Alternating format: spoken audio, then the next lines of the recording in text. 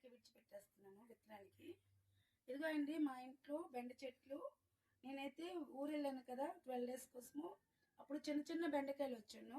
అది సరేలేని వెళ్ళిపోతే పక్కింటి వదిన వాళ్ళు మా బాబీ వాళ్ళు తీసుకున్నారు బెండకాయలు. నేను వచ్చేటప్పటికైతే ఇగోండి విడిచిపెట్టేసారు బెండకాయలు. పప్పులైనా సాంబార్ వేసుకోవచ్చు అనేసి.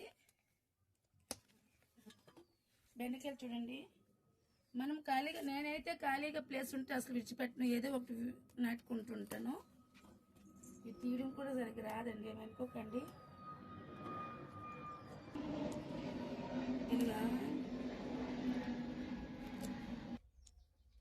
ఇదిగో ఫస్ట్ టైం అయితే నేను ఇదే అండి తీయడము బెండకాయలు.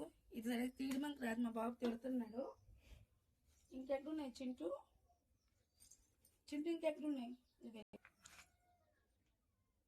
నెల రోజులకండి ఎన్ని బెండకాయలు వచ్చేసారు చూడండి. మా పక్కింటి వదిన వాళ్ళు బాబాయ్లు 2-3 సార్లు తీసారట. నాకు మళ్ళీ వస్తున్నాను కదా అని విడిచిపెట్టేశారు మా చెట్లోని బెండకాయలు నేను తినాలనేసి. చూడండి టైం పాస్కి ఒక్క నెల రోజులు చూడండి ఎంత పెద్ద చెట్లు అయిపోయేవి. 12 daysకి ఇన్ని బెండకాయలు అయితే వచ్చేసాయి.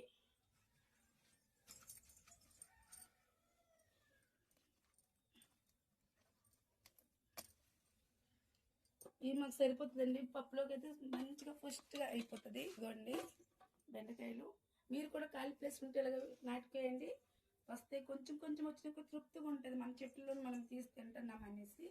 నాకైతే ఫుల్ ఖుషి అంటే ఇగోండి వచ్చినందుకు. నిన్నే వచ్చాను అండమాన్ నుండి, వైజాగ్ నుండి అండమాన్ వచ్చాను.